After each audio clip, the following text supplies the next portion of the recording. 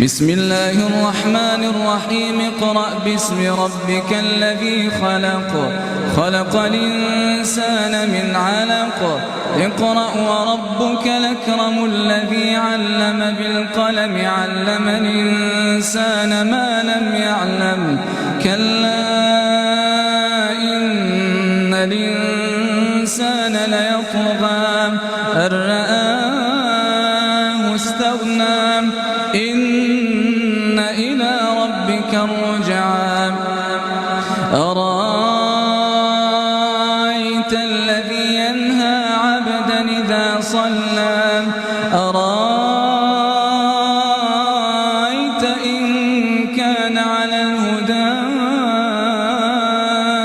أو أمر بالتقوى أرأيت إن كذب وتولى ألم يعلم بأن الله يرى